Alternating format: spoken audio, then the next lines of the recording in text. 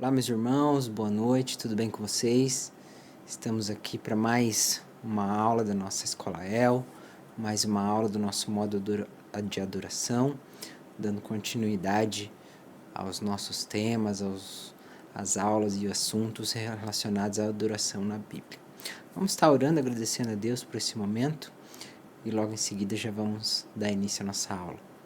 Senhor, obrigado por estarmos aqui na Tua presença, obrigado, Pai, por podermos desfrutar desse momento de aprendizado. Obrigado por o Senhor ter falado comigo já, ter colocado no meu coração, que eu possa estar falando aqui aquilo que o Senhor quer que seja falado, passando aquilo que o Senhor quer que seja passado e entendido, Deus querido.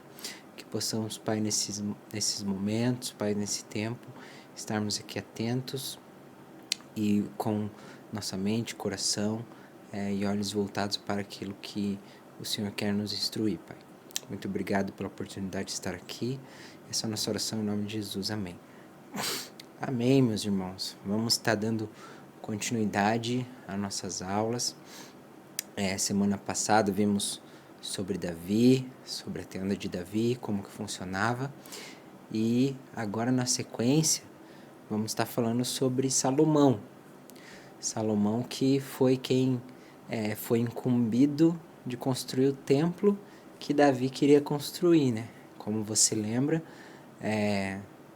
Davi ele queria construir esse templo, ele tinha o desejo de construir esse templo, mas Deus falou que ele não poderia construir porque ele tinha muito sangue nas mãos, das batalhas, das guerras.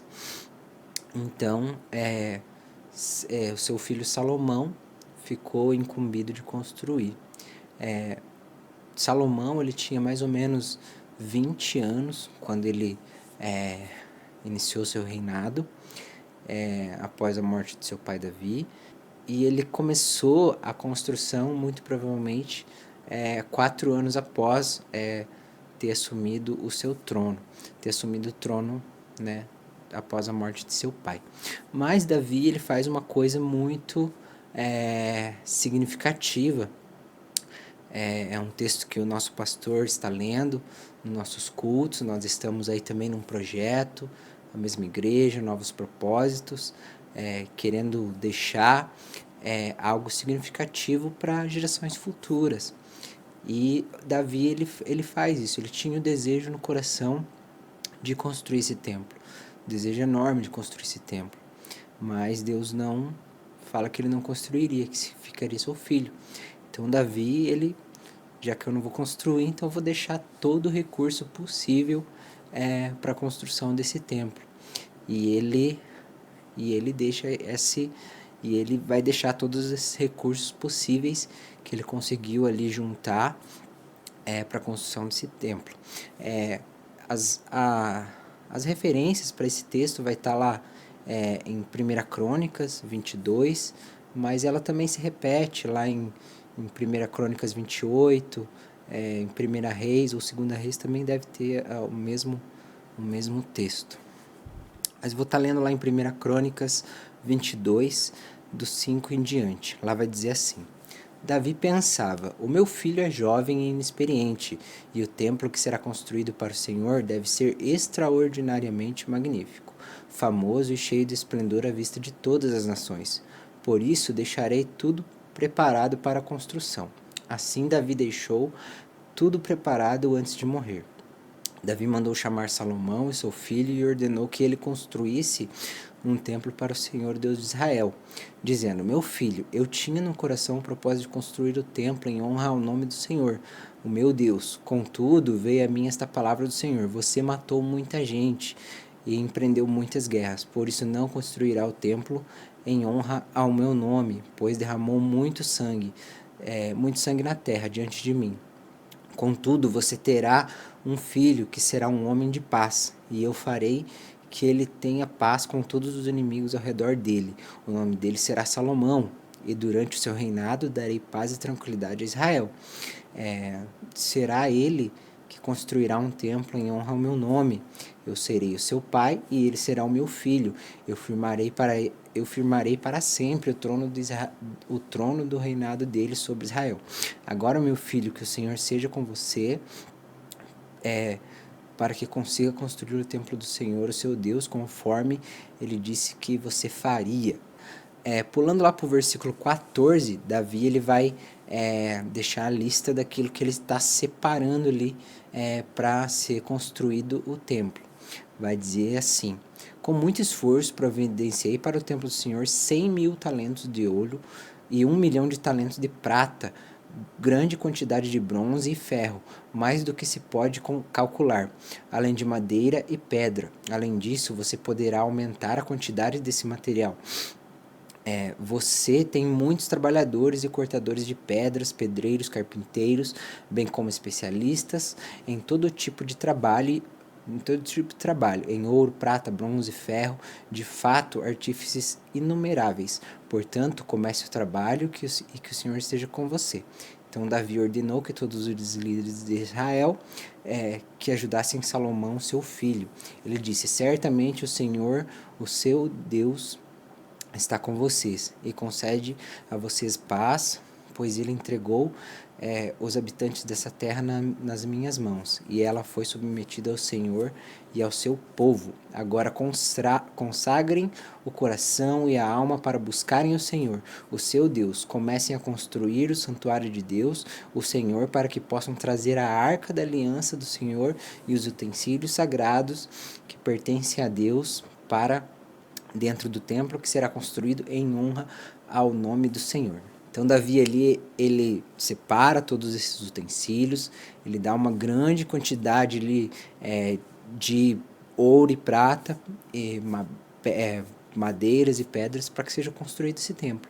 Ele queria que fosse construído da melhor forma, que fosse algo extremamente belo, extremamente lindo. Davi que teve a revelação de Deus como deveria ser esse templo, e ele que passa todas essas instruções para Salomão.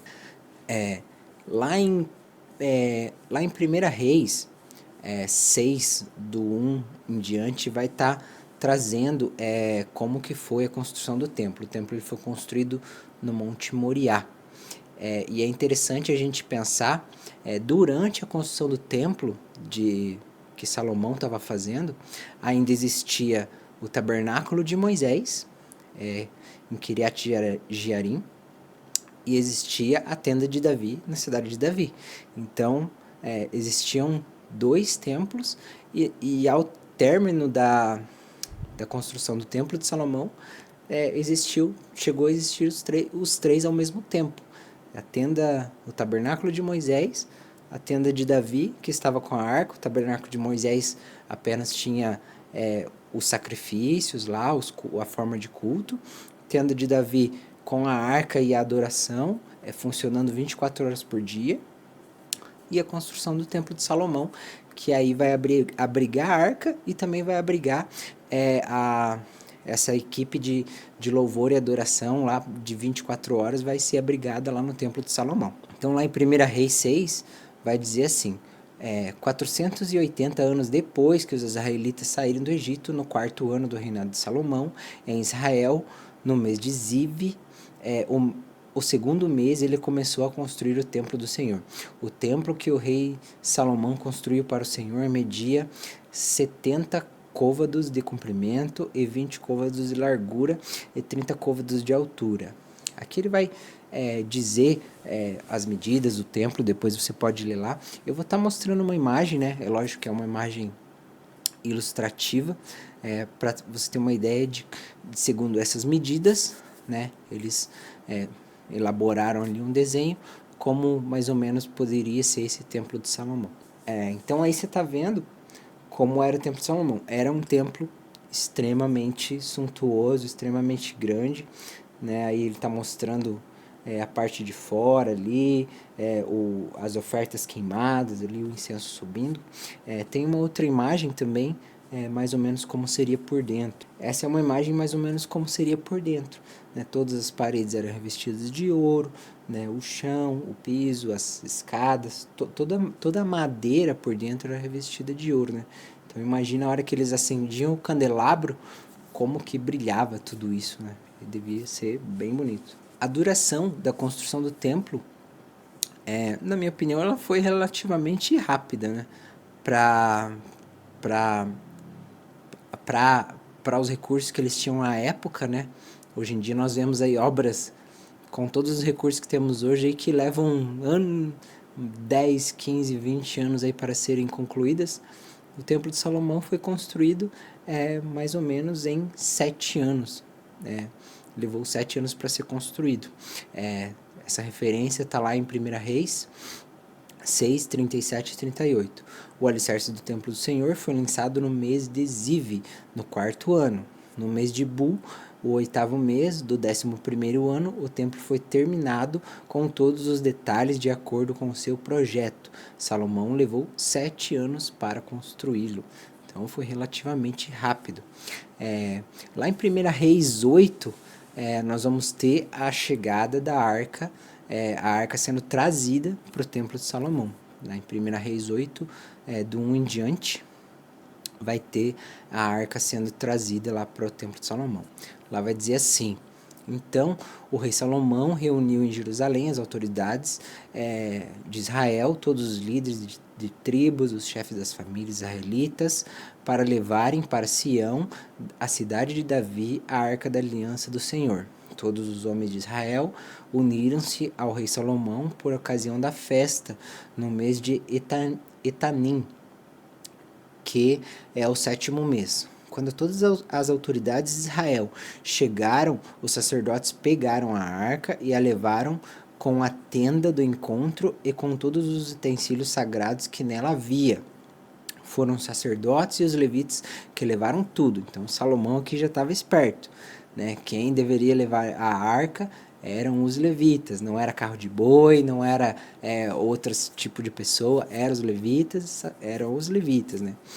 Então lá vai dizer, seguindo o texto, o rei Salomão e toda a comunidade de Israel que se havia reunido a ele diante da arca sacrificaram tantas ovelhas e tantos bois que nem sequer era possível contar. Os sacerdotes levaram a arca da aliança do Senhor para o seu lugar no Santíssimo interior do templo, isso é, o lugar santíssimo, e a colocaram debaixo das asas dos querubins. Os querubins tinham as asas estendidas sobre o lugar da arca e cobriram a arca com as varas utilizadas para o transporte. Essas varas eram tão compridas que suas pontas podiam ser vistas do lugar santo, em frente do santuário interior, mas não de fora dele. Ali estão até hoje. Na arca havia somente as tábuas de pedra que Moisés tinha colocado quando estavam no Monte Horebe, onde o Senhor fez uma aliança com os israelitas, depois que tinham saído do Egito. Quando os sacerdotes se retiraram do lugar santo, uma nuvem encheu o templo do Senhor, de forma que os sacerdotes não podiam permanecer ali para desempenhar o seu serviço, pois a glória do Senhor enchera o templo. Então Salomão declarou: o Senhor disse que habitaria em uma nuvem escura. Na realidade, construí para ti um templo magnífico, um lugar que habites para sempre. Depois o rei se virou e abençoou toda a Assembleia de Israel que estava ali em pé. Daí o texto vai seguir ali do 15 em diante, Salomão abençoando e trazendo essa história da construção do templo, né, como Davi tinha deixado para ele as instruções. Você pode estar lendo lá depois. Então, como eu disse, ali nós tínhamos, durante a construção do templo e até a sua finalização, nós tínhamos funcionando ali o tabernáculo de Moisés, a tenda de Davi e o templo de Salomão. O tabernáculo de Moisés, né, que ele funcionou ali por muito tempo como para trazer a presença de Deus, né? Para estar trazendo o homem a Deus, tá trazendo as leis. Ali foi a primeira instrução, né, de como Deus queria ser cultuado, como Deus queria ser adorado, trazendo ordem e decência para o povo, com as leis, com os sacrifícios, até que chega a tenda de Davi. Davi, ele já traz algo muito diferente do que era o templo de Moisés, o tabernáculo de Moisés. Ele já traz a questão da adoração, já traz a questão da música, já traz a questão da busca intensa pelo Senhor, com orações, com ações de graças, com uma adoração totalmente livre, totalmente livre, não no sentido, né, fazendo o que quisesse, mas uma adoração mais, uma adoração e uma busca intensa por Deus, né? Sem, vamos, para nós adorarmos aqui hoje, tocarmos, nós temos que sacrificar um novilho para podermos tocar.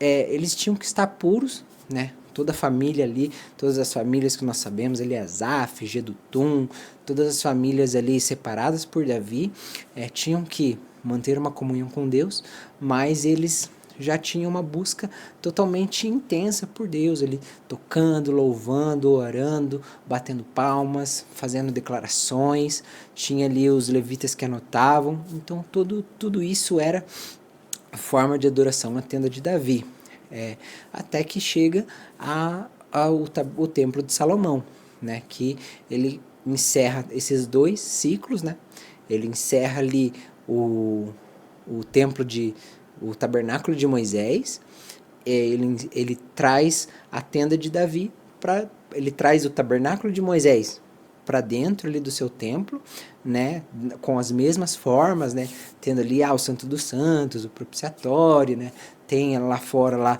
as bacias para lavação, para o sacrifício de animais, então tudo isso existia no Templo de Salomão, mas aí ele agrega mais essa questão da tenda de Davi, da adoração, da música, da busca intensa por Deus, então tudo isso se concluiu ali no Templo de Salomão.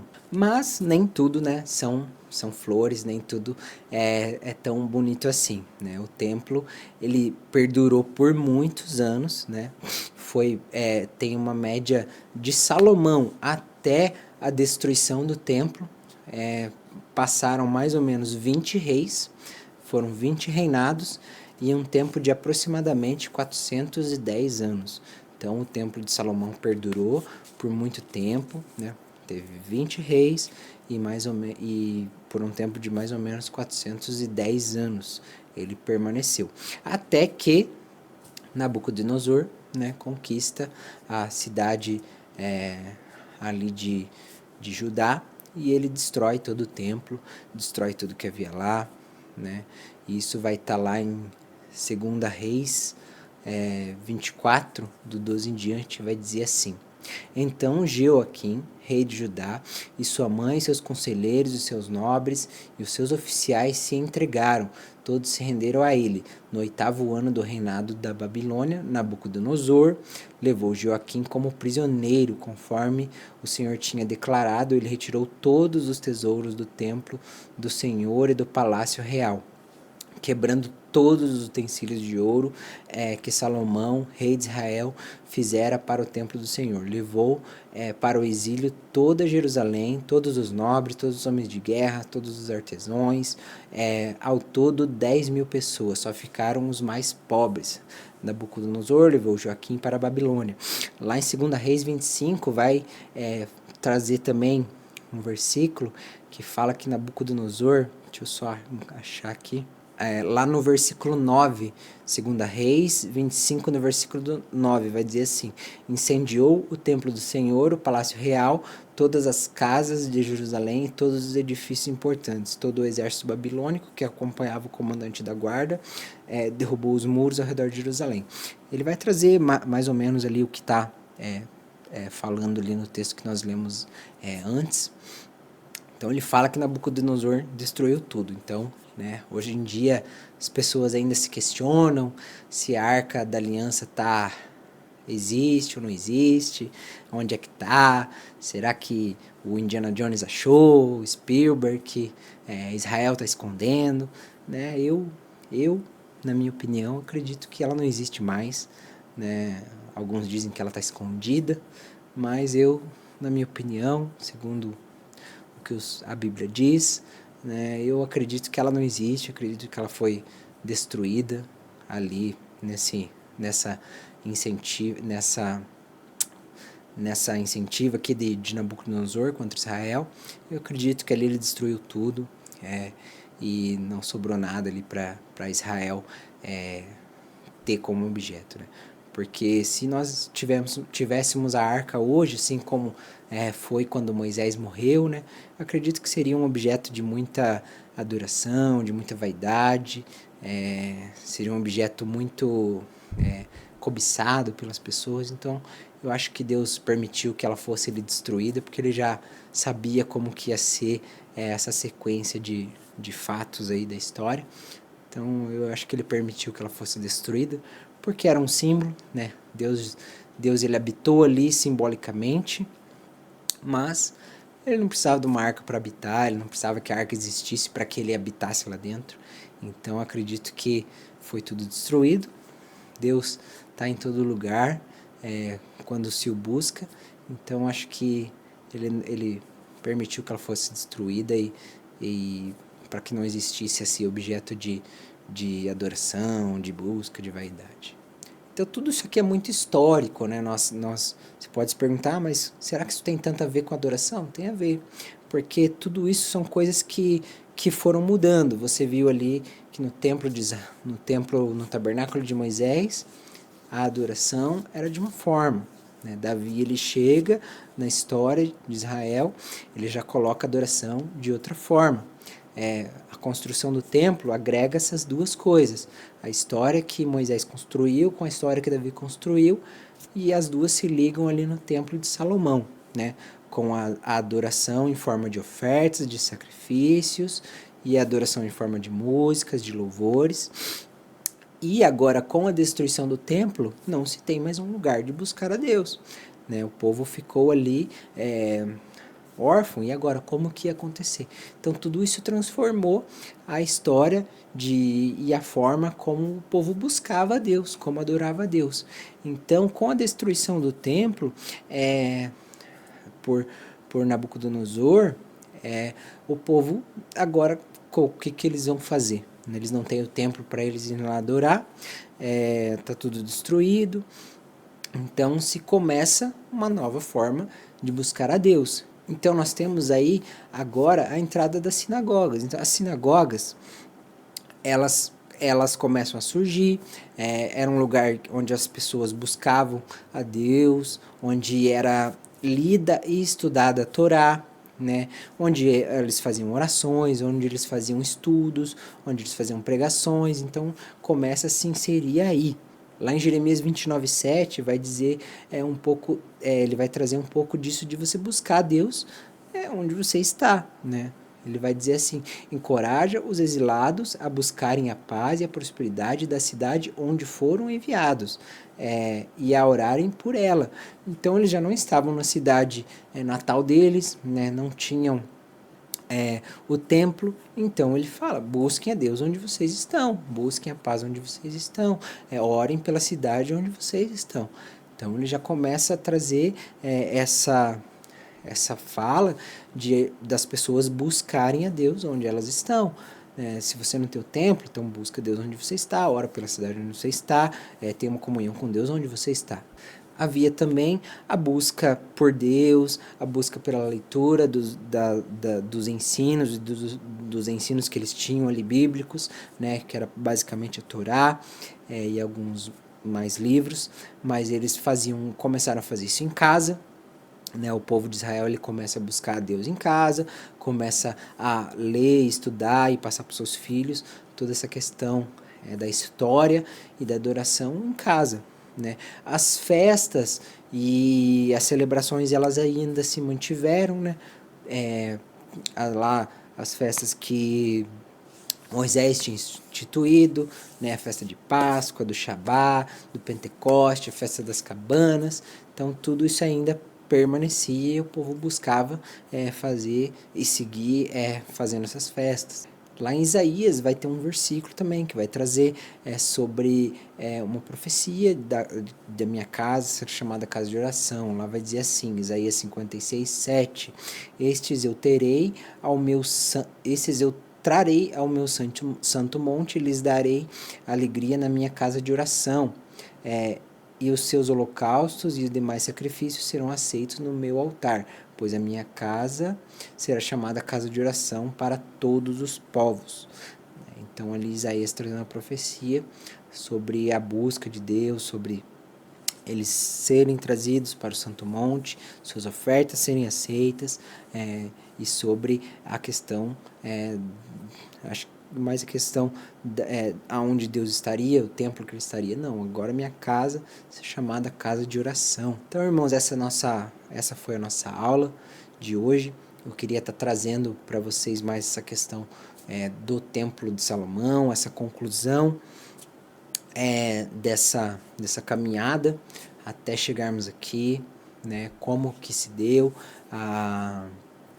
o Templo de Salomão, como era a forma de adoração. O que eu poderia deixar com vocês aqui, mais a respeito dessa questão da adoração, acho que pode ser algo que eu já devo ter falado aqui, mas a questão da busca por Deus, da busca incessante pela presença dEle, né? Da busca de estar em comunhão com Ele, mesmo quando não temos, né? Uma igreja, quando não temos um culto, quando não temos um pastor, quando não temos um ministério de louvor.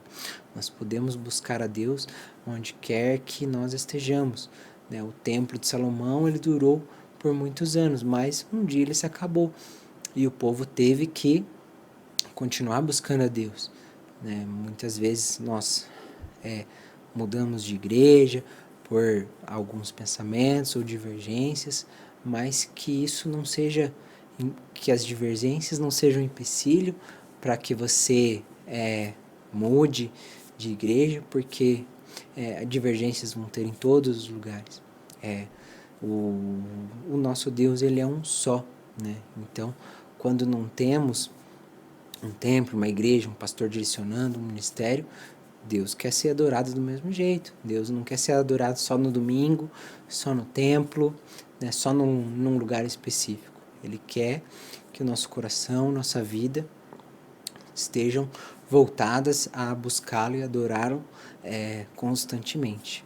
Que você possa estar buscando a Deus, possa estar adorando a Deus, aonde quer que você esteja, né? Independente se está na igreja, se tem um ministério louvando, que você possa estar buscando Ele constantemente. Deus quer ser adorado, Deus quer que nós tenhamos comunhão com Ele, Ele quer a nossa atenção, Ele quer o nosso louvor, Ele quer as nossas palavras, Ele quer a nossa adoração.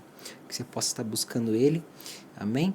Obrigado pela atenção de vocês. Desculpa estar meio com a voz meio cansada, meio fraca, mas estou saindo de uma gripe bem forte que me abalou e estou respirando com um pouco de dificuldade. Tá um pouco difícil aqui de falar, mas deu tudo certo. Nossa aula foi benção. Obrigado pela atenção de vocês. Fiquem com Deus e até a nossa próxima aula. Obrigado.